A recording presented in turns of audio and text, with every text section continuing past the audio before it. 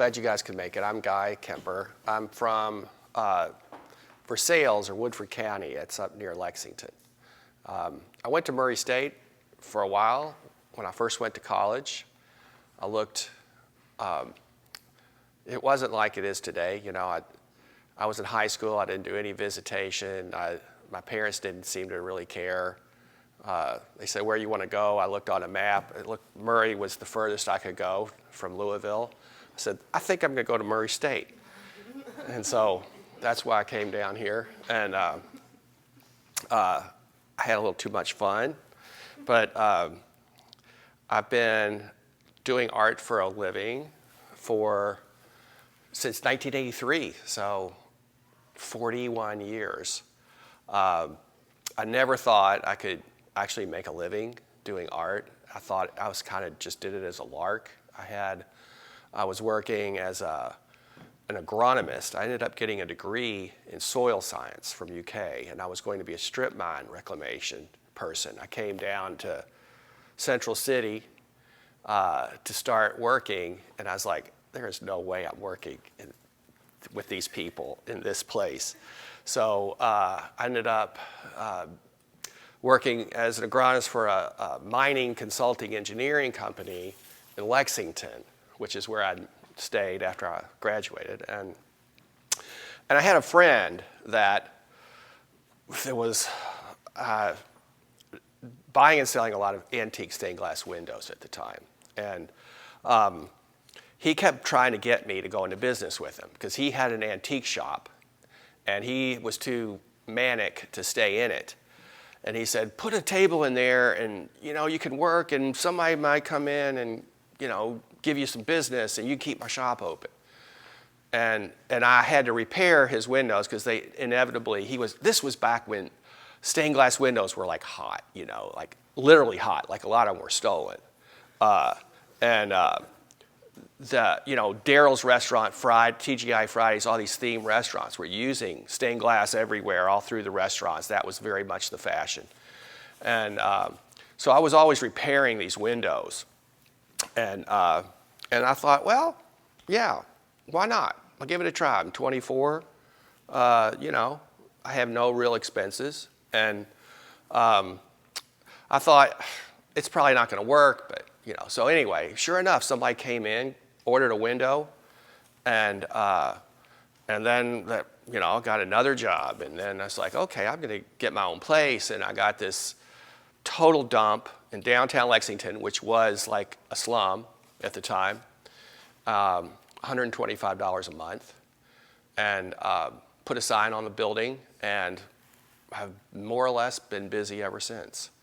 So I was really lucky. It was like the right place at the right time.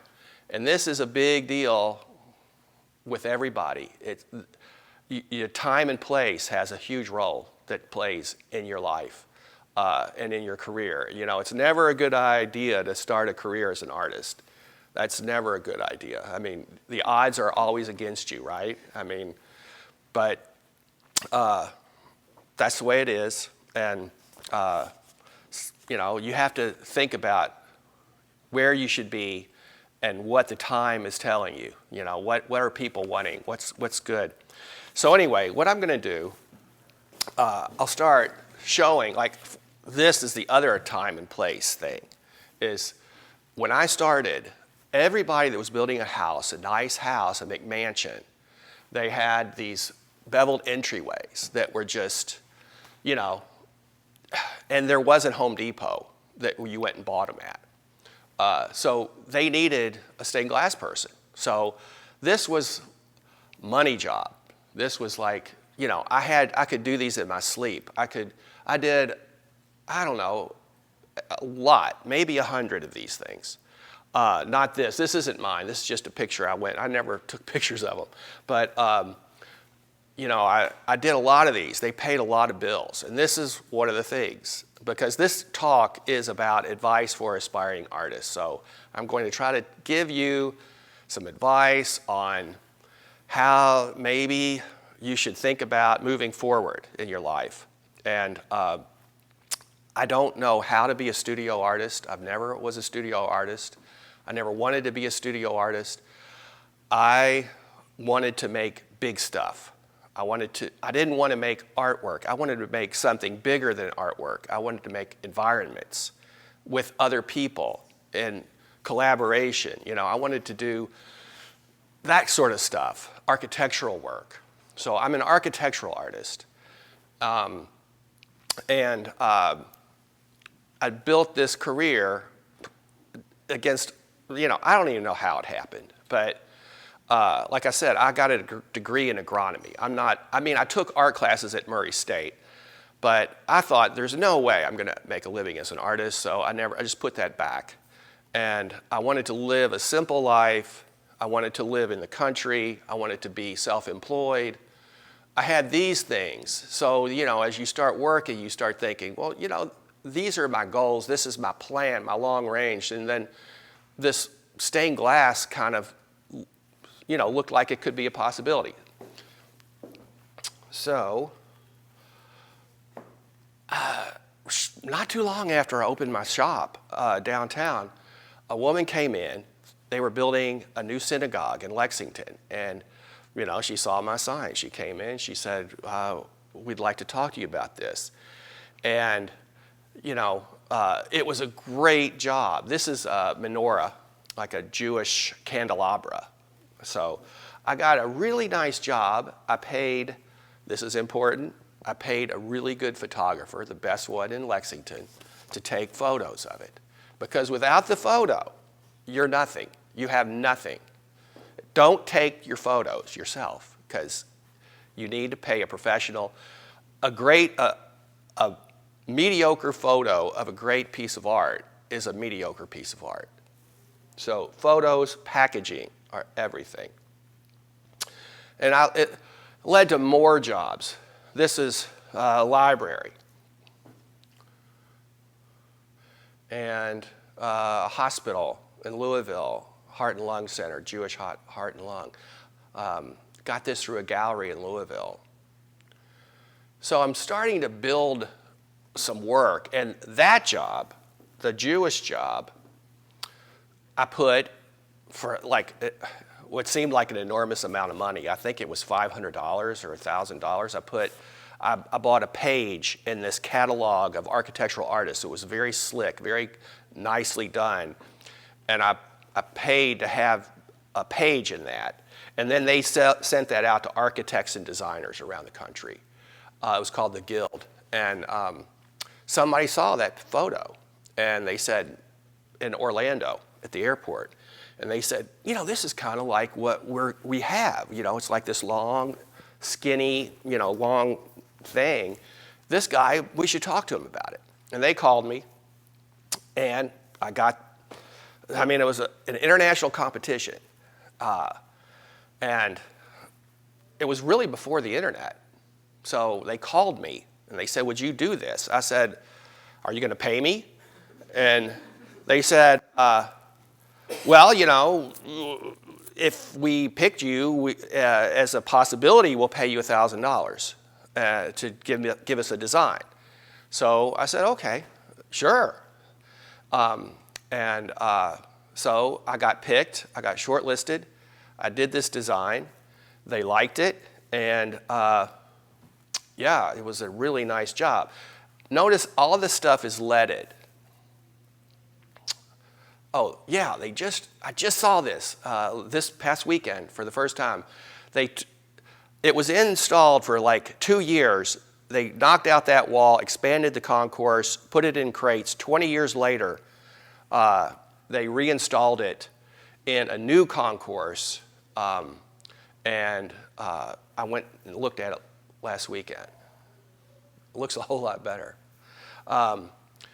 So anyway, this is all leaded, you know, and then when I got that job for Orlando, I was always using German blown glass. It's the best material in the world. There's only one place in the world that makes it, on the Czech border in Germany, Lambert's Glass. And I went over to Germany to the glass factory to talk to them about making this huge order of the blue glass in particular in the center of the piece. And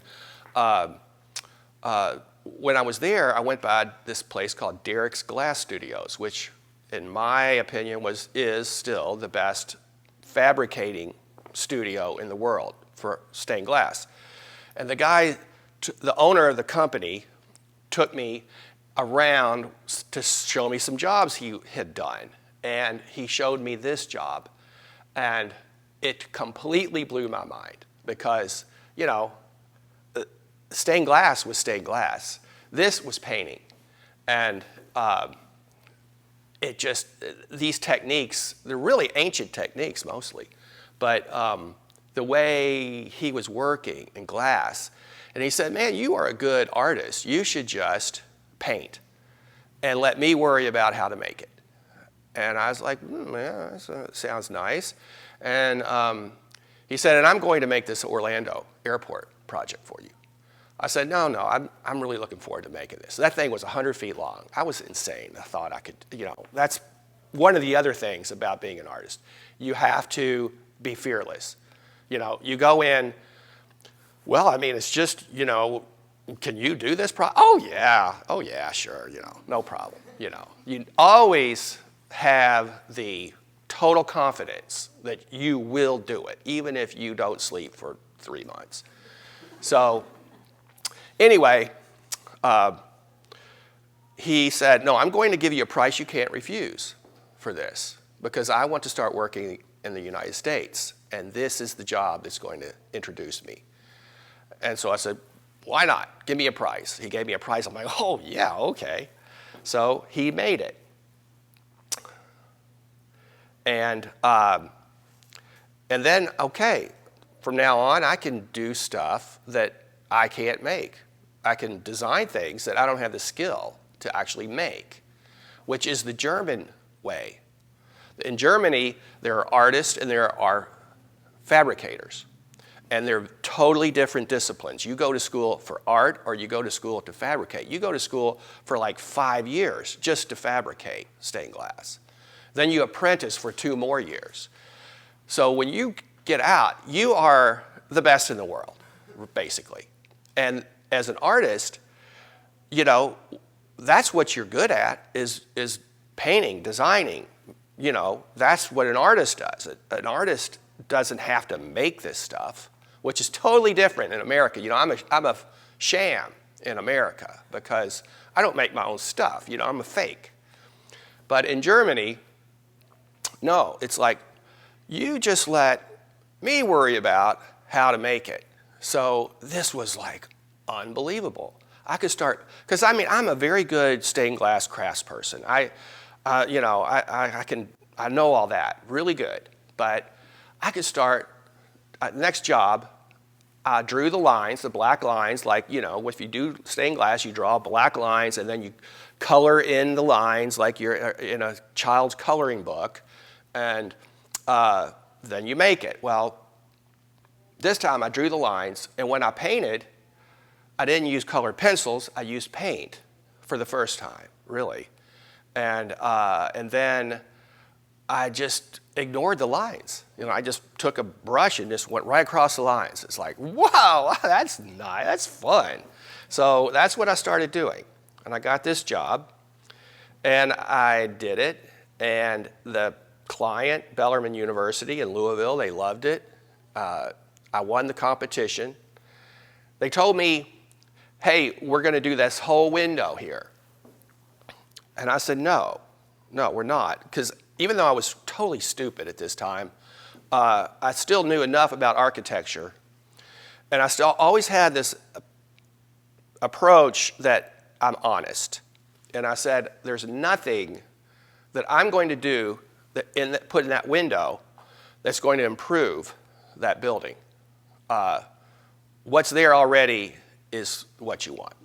He's like, no, we have a generous donor. We want it. And I was like, no, we don't want to do that. The architect, like, almost kissed me. Like, he almost jumped up and kissed me. He was so happy. And that's a double-edged sword. To be honest is, especially in America, it's never good to be honest, generally. I've lost a lot of jobs being honest. But I don't know. It's just the way I've always been. Do a lot of architectural models to understand these things because, like I said, I'm making an environment. I'm part of this entire fabric. So if I'm doing this window, you know, an artist draws this rectangle on a piece of paper, canvas, whatever, and then they look at it and they think, well, what do I want to put in there? And then, you know, they start. That's an artist works in a vacuum. Art is about me and what I have to say. It's about, you know, it's all about me. But as an architectural artist, it's nothing about me. It's about all this. It's about you.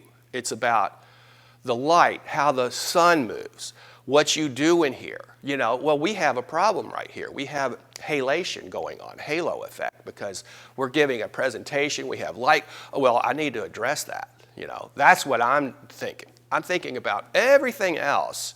And after I understand all this other, what I call architectural dynamic, then I draw the rectangle on the paper, and I start designing. That's the difference. So I built a lot of models. And this is Jacksonville Airport. This is a job I lost. Half the time, this is a terrible thing about being an artist. You fail. I fail 90% of the time. 90% of the time, they like the other person better, who totally sucks, of course, and they lose the money. The donor withdraws. The economy collapses. The Catholic Church implodes. You know, it's like a million things that happen, and half the time you're sabotaged by other people, sometimes out of sheer meanness. Sometimes it's your own friends, your artist friends, that steal the job. Sometimes it's your own stupidity. You know, you blow it, you do a terrible presentation, you do a lousy, which is this case. Well, this case I actually got sabotaged by the public art administrator. She totally sabotaged. I got to give my presentation, and she didn't know how to do this. I had it on a stick. She didn't know. Didn't work. She hadn't checked it. So here I am with a room full of people trying to compete against the best people in the country, and she hadn't figured out that part yet, you know? So the guys coming behind me, they had it, but I didn't have it. So what are my odds there, you know? I can't give my presentation. So it's always something, and it could always be worse. Yeah, but you build the model, and then you're in the model. You can stick your head in there. You look around. You think, okay, I just cleared security. I got my ticket. I'm going to go through here. The gate's through there. What am I thinking? What am I going to see? Where should I put it up here? Ooh, that'd be cool. Oh, no, maybe. No, I think here.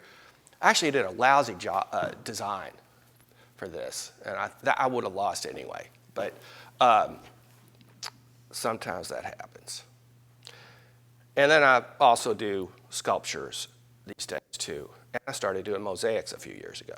Anyway, you've probably seen this. I got this off Facebook, but I thought it was so true. The creative process. This is awesome. This is tricky. This is shit. I am shit. This might be okay. Oh my God, this is awesome. And that is like a typical, creative process. So it is. I mean, I do it all the time too. So, when you get to that part where you say, this is, oh my God, this is shit, I can't, just persevere through that. It's probably really good. You just have to, sometimes it is shit. But, okay, Randy, this is what I didn't have in Jacksonville. Somebody that knew how to do this. So I'm going to show you thank you. I'm going to show you a little bit about public art process because there's a ton of money in public art right now. And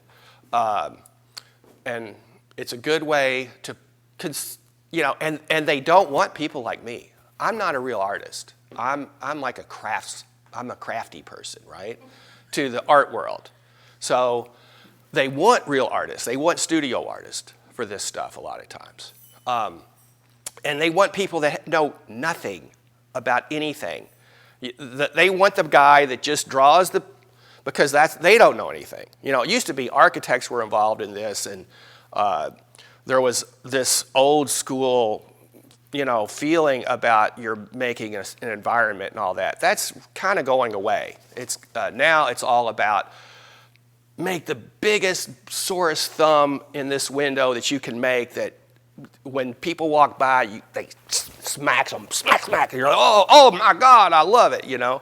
That's what people want now. They want sound, they want color, they want movement. They want, if you wiggle and shake your butt, you know, the thing wiggles and shakes its butt back at you. That's great. Take a selfie.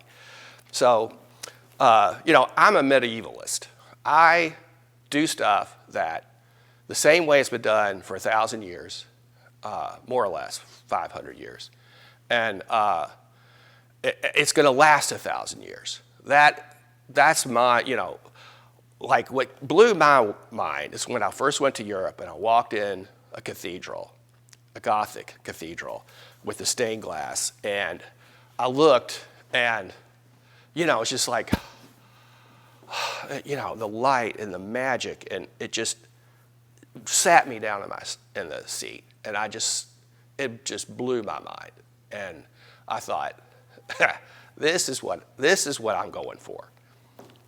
So, back to Paducah Airport. I got shortlisted, and you know, you have these renderings. The building is not built, so you have to learn how to read blueprints and plans and all that. So anyway, this is my presentation, okay? So, like I said, people have no concept about how something's going to interact in a space. They don't know. They're not trained for that. They can't visualize anything. And what a committee does generally is a committee has this, okay, here's option A, here's option B, that's so-and-so, here's Guy Kemper's option C.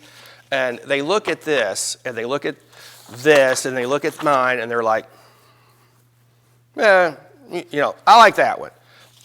But that's against me, because that's not the way I'm thinking, right? I'm thinking about the whole thing. I'm thinking about the psychology of the people that are using the space. I'm thinking about the light. I'm thinking about the palette, the color climate of the space. Thinking all these things.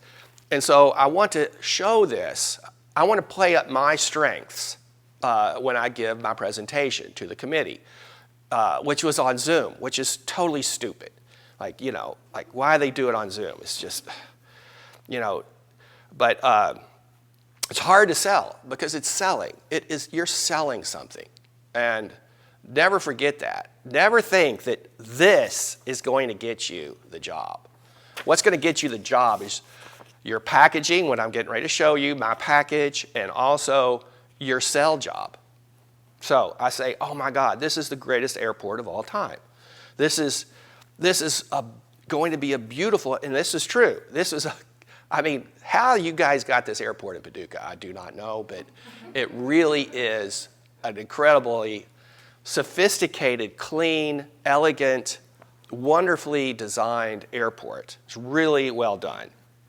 So, you know, I'm saying this. It's like, you know, it's so inviting. It's so nice in this landscape architecture. Who's a landscape architect here? Man, they did a great job. You don't see trees like gardens like this walking into an airport, you know. And so, you know, I'm talking about how great it is. And then you come inside and look how nice it is, how clean, how just simple and sophisticated it looks. It does not look like you know, a tiny little airport with one airline in it. It looks like a nice airport.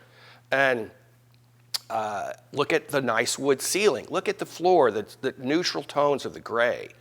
And so here I am. I'm this fellow here.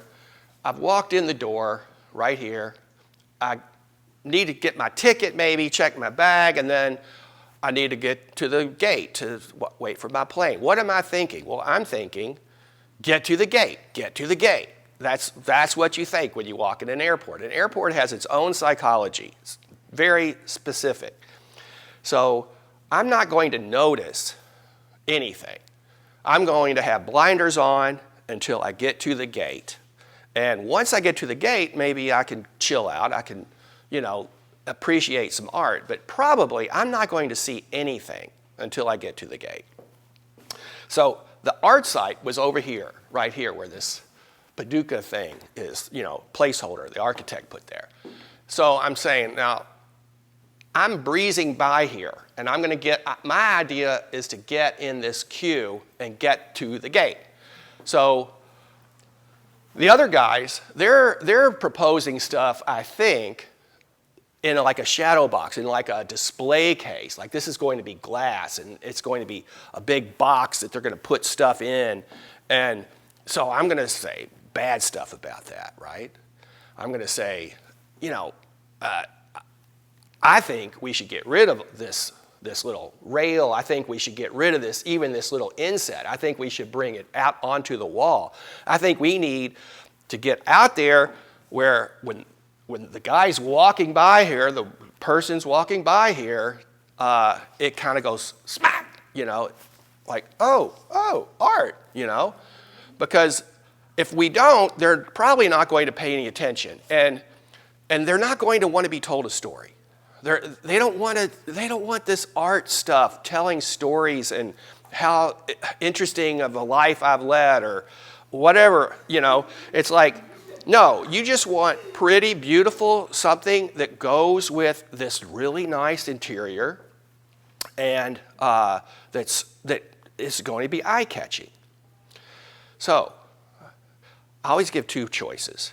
This is the first choice, flight pattern quilt, which is like, it used to be you looked into the magazine at the plane magazine, they had all these maps of the flight trajectories in the back, which were all these loopy lines, looping, like 1,000 coming out of Chicago and 1,000 coming out of, New York. Well, I thought, I like those loopy lines. I thought it's kind of like quilts. And it's like this stitching in a quilt. And then I thought, I really wanted this palette. I thought this is a great palette to work with the interior, with the finishes. And so I say this, and then there's another option, which is kind of this bucolic landscape, kind of like the surrounding landscape around Paducah, which is this very intimate kind of, very human scale, small fields, little rolling hills. It's really a beautiful landscape. Sunset, nightfall is what I call it, yeah. Titles are so important. I mean, I used to refuse to title things, and people hated it. Half the time, I swear, you get the job just by the title. I mean, they love the title.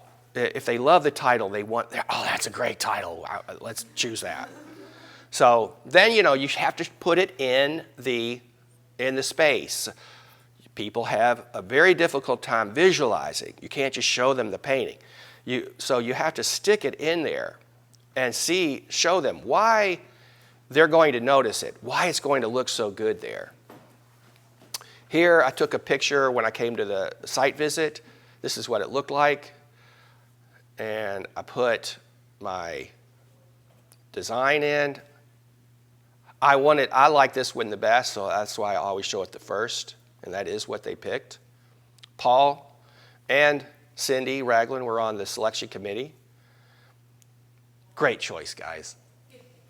And then you show them other things you've done, because this is a big leap of faith, that they're taking with you. If you don't come through, the people on the selection committee are going to be chopped liver, right? I mean, if I do something bad, who's going to get blamed? Not me. It's going to be the selection committee. You took $100,000 of our money and you bought this. Okay. So that's what they're thinking. You have to have compassion for that. So you have to assure them it's going to be great. You can do it. You're not going to go over budget. You're going to install it on time. You want to instill this confidence. So you show them other things like, oh, well, I just a couple of years ago, I did this big mosaic project at Nashville Airport. And, it turned out pretty nice. And I did this mosaic project at a hospital in Tulsa. And then you talk about how you make mosaic, every piece, tens of thousands of pieces, all selected by hand. Oh, yeah. I mean, these artisans, now this is at Meyer Munich. They make my mosaics. And these people are mind-blowing. They're so good. They make me look so good. It's been a good business plan for me because, I get the best people in the world to make my stuff. Another job. This is a UK hospital. Clearwater, Florida. So, you're jumping all over Nashville, Tulsa, Chicago O'Hare Airport, because we could also make this out of glass. I think mosaic's a little better, but glass would work too. So, you're saying Baltimore, Washington Airport, you're saying this stuff, and, you can, the faith is building. Like, this is not my first job. I talk a bit about how my approach to work, my philosophy, my technique, which I'm not getting into because it would take too long. But, so I'm just showing different things. Then I start showing how much work this involves. I mean, it is insane.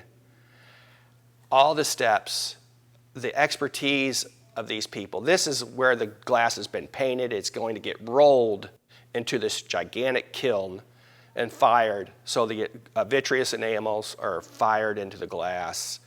I have 40 people working for me to do this, right? Not me personally working for me, but there are 40 people. They will get it done. It will be done on time. It will be done right. This is the same thing coming out of the kiln after it's fired. More paint. It all looks like crap until you fire it. This is all like before it's fired. And now it's going in the kiln, and now it's out of the kiln. This is vitreous enamel. That's what it looks like after. So, I just show all this just to show the complexity of and the beauty. I use a lot of prisms in my work these days. They throw these incredible rainbows all over the place. Oh, very important, the specifications. Everybody, the architects, the critical thinkers, this is what they want to see. The material, size of panels, weight of artwork, technique, specifications of the size, the installation methods, the maintenance issues, the fabricator, lighting. Lighting is critical. Nobody ever thinks of lighting. And then one more time, you show the two choices and the budget, schedule of payments. So that's that.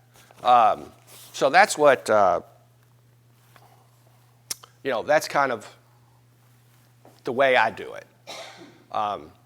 And I'm almost out of time, and I haven't even started my presentation. So, I think, I'll tell you this story. That's about all I have time for. This is how, this is how bad it is. It's, people think, I'm going to be an artist. And these amateur artists and these other people they don't know, they think you're going to enter this glorious, creative, freedom, fun job. It is. It really is a great job, but it is also a shit job. I mean, it's not for babies.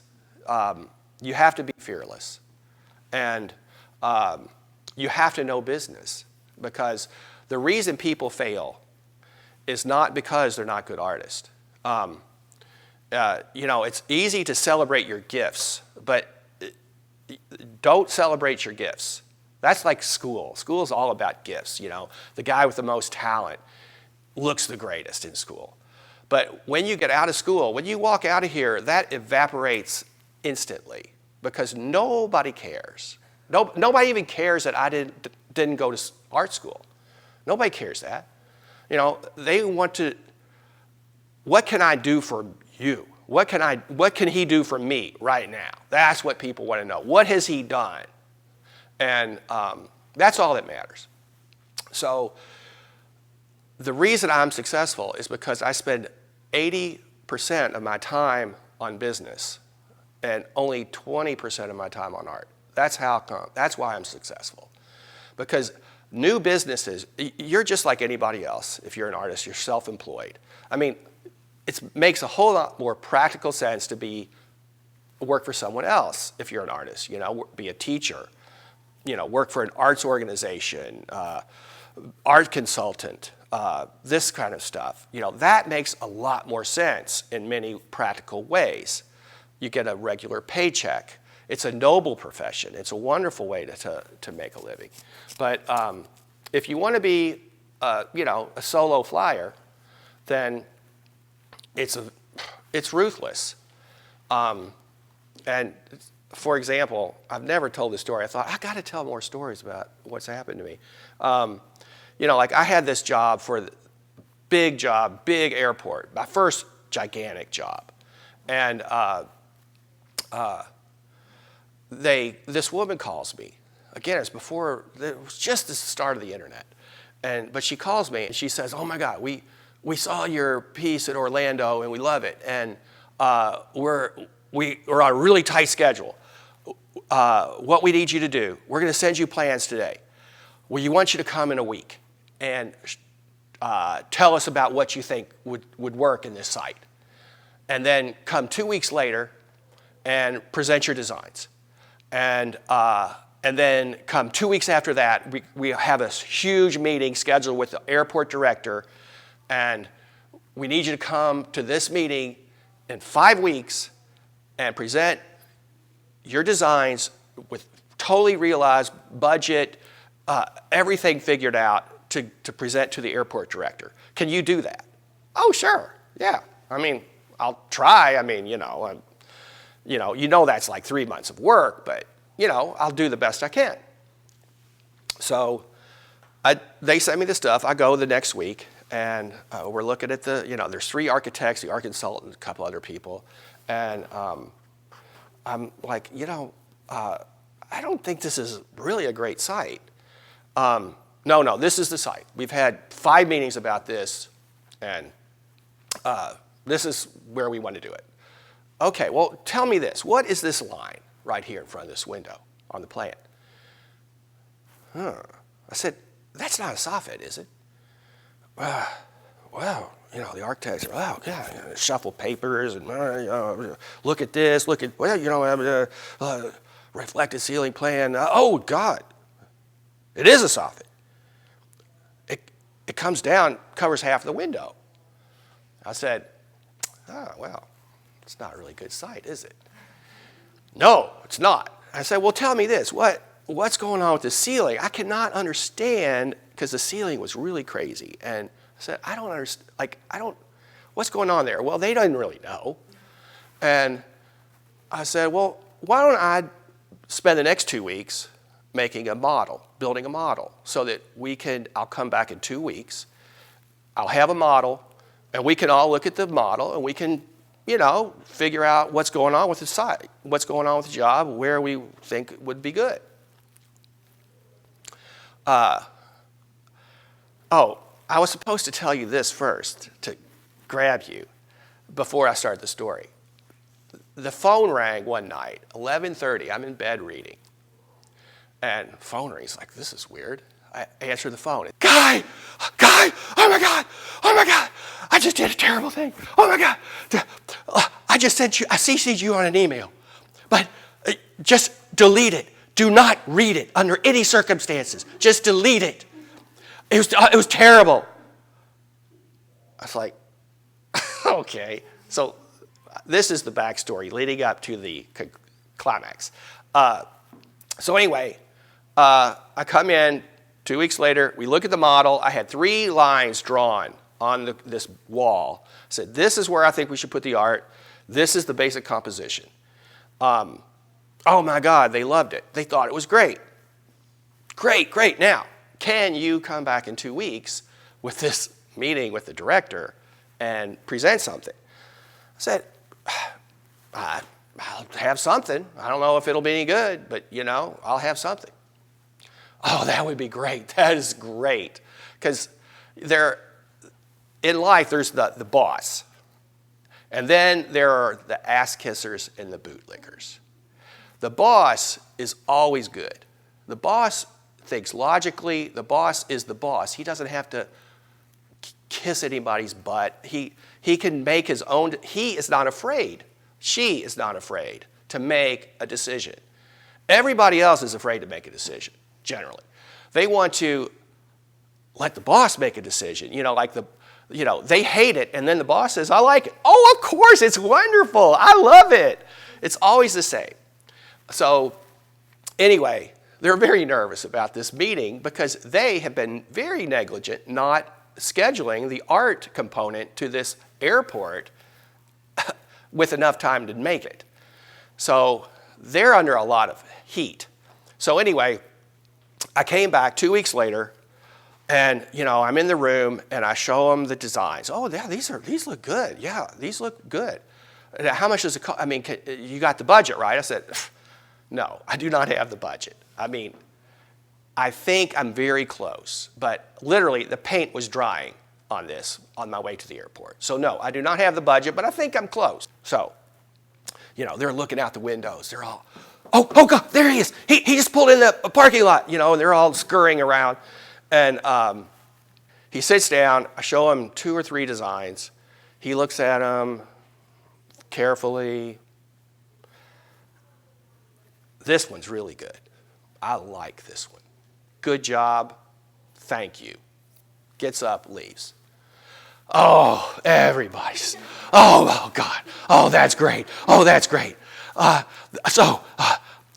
what about the budget? I said, I think I'm close. I'll send this off to the Derricks and I'll get a price. Well, no. So you need to do this the way we can't come back and show them something different or say it's going to be different. I said, well, let's just get the price. I think I'm close, even though it was a huge job. It was a total miracle that a couple of days later I called and I said, man, I nailed it. I said, I can do it. I can do it for $225,000. Leaded. And if you want it laminated, I can do it laminated at 90% as big, 90% size. Well, we want laminated. I said, okay. But no, you've got to do it at the full size. I said, no, I don't have the budget for that. No, Guy, we discussed this. We told you, we had this meeting, and you had to have everything ready. Now, you're going to lose the committee's confidence if you come back and say you can only do it at 90%. I said, I didn't even know you wanted laminated. I didn't even know how was I supposed to know you wanted laminated? Well, you should have made provisions for that. I'm like, I'm a freaking hero, lady. I saved your butt. And now you're coming at me. I'm just thinking, I'm being like super meek, super nice. Well, gee, I don't think I can do that. I'm sorry. Well, then we'll just go with somebody else. well, I'd love to do it, but, I totally understand. Excuse me? I get it. That's fine. I get it. That's fine. But, I can't, I'm already cutting it to the bone. I cannot do it any less.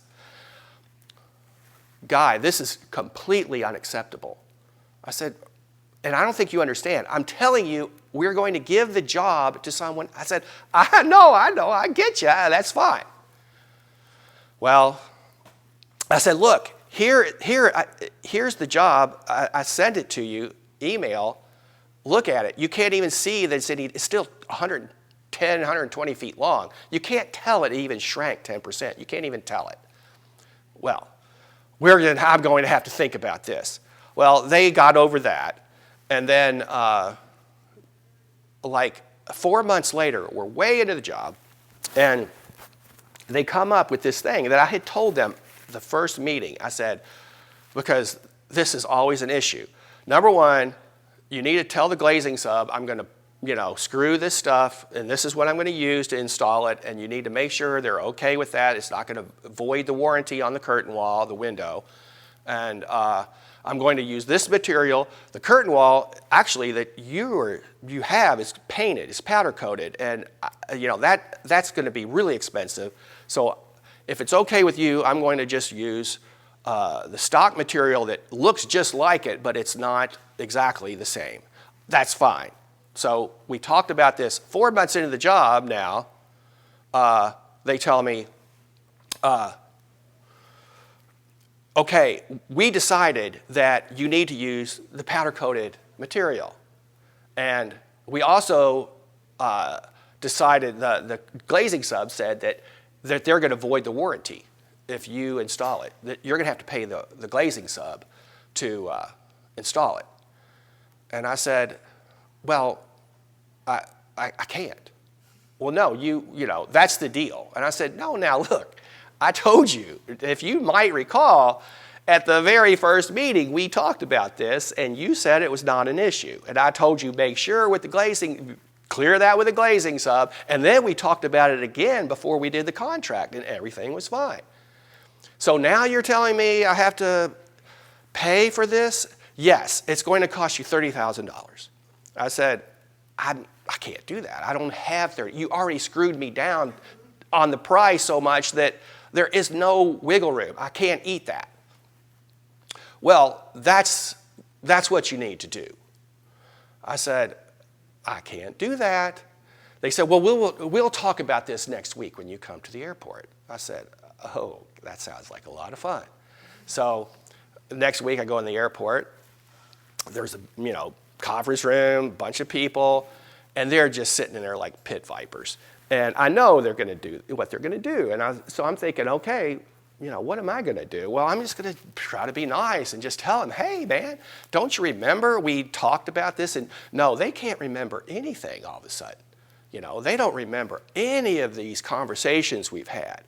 And, Guy, you really should have anticipated this. And I'm like, okay, go back. What we just talked about, we talked about this twice already. So what do you mean? I did anticipate it. I saw it. I told you. Make sure. You said, okay, fine. I'm not going to pay. Then they pull out the classic. It's an honor, It's an honor. This job is an honor. This job, it's the biggest public art job that's ever been awarded in the state of Maryland. This job is going to make you so much money. You're going to get so much work from this job. All the classic BS that they always tell you when they're trying to get you to do something for nothing. And I said, no, I cannot do it. And then they said, again, 4 months into the job, they've already given me $100,000. They said, well, then we're going to give it to somebody else.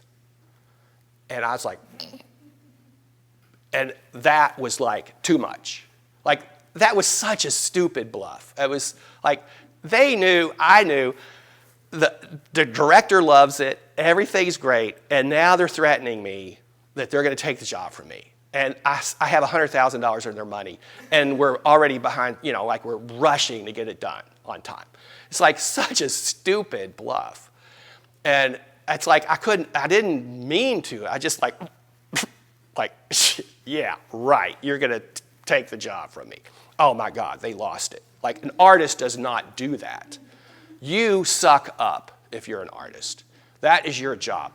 Artists are not paid change orders. That's called a change order. I said, this is called a change order. And just because I'm an artist doesn't mean I don't get paid money for change orders. Oh my God. They could not believe it. The egg was going to be on their face, not mine. They had told, no doubt, all their superiors that it was, that they had told me and it was my fault and I would cover it. And now, here I am doing this. And so that's when the guy starts in on, Guy, we just expect people to be a little more competent at this level. And I lost it. I was like, bam, slam my fist. I lost my temper. I slammed my fist on the conference table. They all jumped out of their seat. I said, I told you I'm not paying for it. It's your mistake. You are paying for it. I stood up. I said, and if you don't want to give me the job, that's fine. I stood up, walked out the door and slammed the door. And I got like an email 2 days later. That was completely inexcusable, your behavior at that meeting. We will discuss what's going to happen. I thought, yeah, I bet you will. And so that then, like 2 days after that, is when the phone rang at 11:30 at night. And I said, why? She's like, I said terrible things. I said hateful things about you. I said, I'm sure. Oh, you can't tell anybody. Don't tell anybody what I've done. I said, I'm sure I've been called much worse. I mean, don't worry about it. I won't tell anybody. But why are we fighting? We both want the same thing. We both want this to be the most beautiful thing we can make it. You want the same thing I want. Why do you want to fight about it? And I read the email, of course. And, it was terrible. I mean, she said all these lies about me. Oh, Kemper said, but Kemper's so, he doesn't know what he's doing. And, we told them this all along, and he said he would cover it. And, we just have to keep preaching that and putting heat on his butt, and he will come up with the money. We'll threaten him that he's not going to, we'll take the job from him. He's got to cave. But you know what? After that, like they paid for everything. They didn't ask me again. But they hated me. They hated me after that because artists are not allowed to do that, So that's it. That's the end of my advice for how much fun you're going to have when you graduate.